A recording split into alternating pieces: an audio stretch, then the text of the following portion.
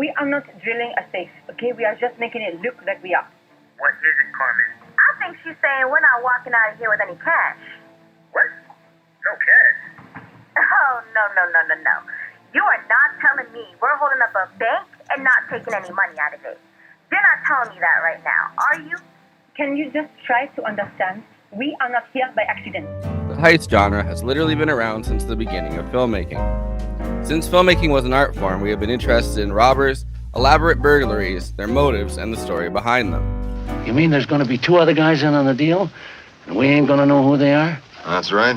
You don't know who they are, and they don't know who you are. That makes sense to you, doesn't it? Well, yes, I guess so, but Makes sense to me, all right. And I mean the beginning, with the great train robbery by Edwin S. Porter being released to a mass audience in 1903. This was quite literally one of the first narrative short films, shifting the medium from novelty to plot-based films. Edwin S. Porter used the great train robbery to show off the Edison Manufacturing Company's new techniques, such as the zoom, close-ups, and most famously the final shot where the leader of the train robbery gang points his pistol directly at the camera and unloads it. It set up what would become the standard once heist movies started being a thing, making the story into a procedural, from robbery to escape to capture. The first official heist movie as such was The Asphalt Jungle in 1950.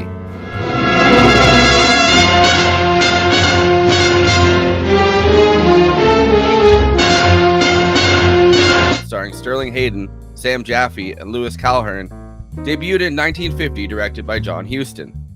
everything's here. The soft spot's an old steam tunnel. Manhole's on the corner. You drop into the manhole at 11:45. Dix will cover you. You break through the wall. It'll take about 6 minutes to get into Belletier's from the friend's room. The brutal, gritty noir film shows a jewel robbery that takes place in a small Midwestern city and the fallout after the robbery is done. What do you say, Dix? He's got no say. He makes a crooked move, he'll never pitch another forkful of manure. He's got us, Doc. Toss him the bag. You're not as dumb as you look.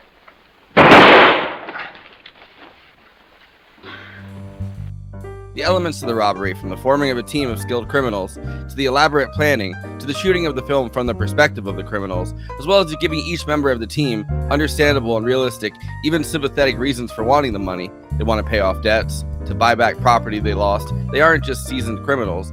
And of course, the job that was supposed to be easy and quick instantly faces multiple complications, leading to violence, double-crossing, and suspense. Don't bone me.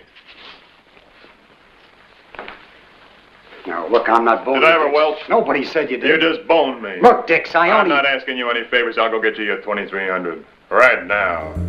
This movie has continued to be famous for a different reason, marking one of the first film debuts of one Marilyn Monroe.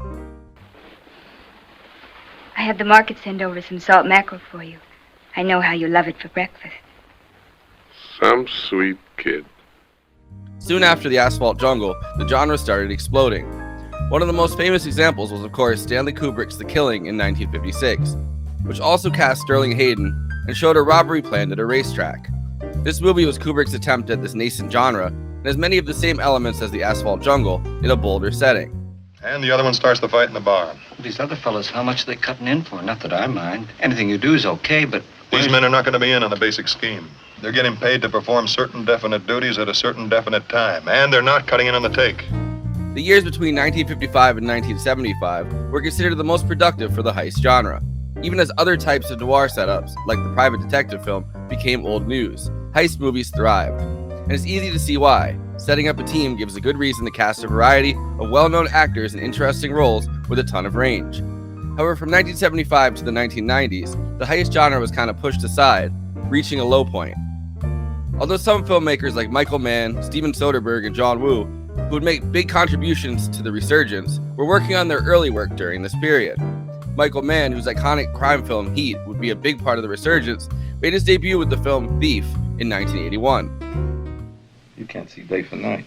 I can see my money is still in your pocket, which is from the yield of my labor. What gratitude. You're making big profits from my work, my risk, my sweat, but that is okay. In 1992, Quentin Tarantino released Reservoir Dogs. We talked about this a couple months ago, but Tarantino's technique of not showing the actual heist and only showing the aftermath and lead-up was incredibly novel. In the mid-1990s, films like Heat and The Usual Suspects helped lead to a resurgence of heist movies. This also coincided with the tangentially related subgenre of the heist film, the hacker movie. As far back as The Italian Job in 1969, computer hackers were often used as part of the team that would make up the heist gang. In The Italian Job, Michael Caine gets a team together, including Professor Peach, played by Benny Hill, who hacks the Turin traffic monitoring computer. In 1982, it wasn't a heist film, but the film Tron basically set the hacker genre in motion. Computers were everywhere in the 1990s and early 2000s, and of course, they began to feature heavily into the resurgent heist genre.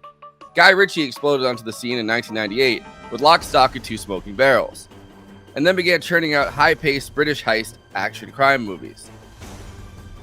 And a remake of the 1960s Rat Pack film Ocean's 11 became a huge franchise for Steven Soderbergh. The Ocean's franchise would bring many of those hacking ideas into a huge big-budget heist franchise. All of this to say, the heist genre has undergone many transformations, and it feels like every iteration of this genre has been explored.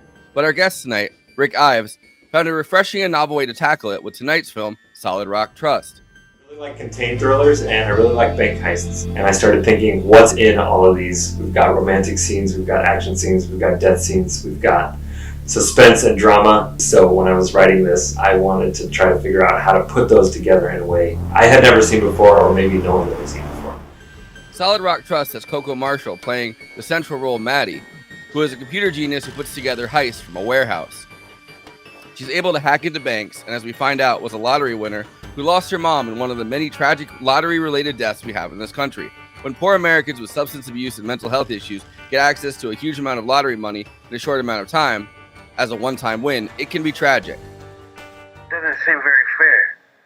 It was meant for someone who deserves it. Deserves it? The government swears they're paying for schools and parks while they're lining their own pockets. This is not a charity. This is a scam to get the poor to pay higher taxes. And when someone finally does win, you know the story by heart. Cue the tailspin that leaves them worse off than ever. This is a country-sized casino, and the house always wins. What Rick does in Solid Rock Trust is that we don't actually see the heist. We see Maddie doing a stellar performance from her warehouse on the phone with the team she's set up. Maddie has this team largely as a distraction, staging a robbery at a bank so her boyfriend can leave the room, go upstairs, and put a thumb drive into a computer that holds lottery winnings. Yeah, Just checking in. You feel ready? sure, I'm ready. What do you think? I'm ready, okay? You hired Americans for your job. Maybe you should count on us to be professionals. I know you can do your jobs. I'm just doing... You know what? It's fine. Just wait for the signal. Oui? Hold on a sec. Since we're all waiting for this dog and pony show to get started, once we see the quote-unquote signal, how are we supposed to know who the others are? I mean, me and Anvil haven't even met anyone else yet. One of the tellers is Rowan. He'll come to you when the time is right. This gives Maddie access and control to where the money goes, while law enforcement is paying attention to the other robbery.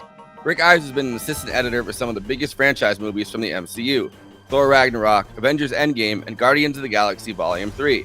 But here we see relatively unknown actors and actresses in Rick's writing and directing debut. This feels almost like a radio play or a true crime podcast. We visualize most of what's going on ourselves, which is bold, but Coco Marshall's performance makes it an easy and worthwhile watch. Do not shoot anyone. Who is this? It's me. Come on, mate. Don't you recognize me? Wow, that's great. She was saying something about you not being French. I told her you weren't French in the first place. I know. I'm sorry that I lied. I promise I was just trying to keep everybody safer. Sure, I mean, I don't care as long as we're still getting paid, right? Things are finally turning around for me.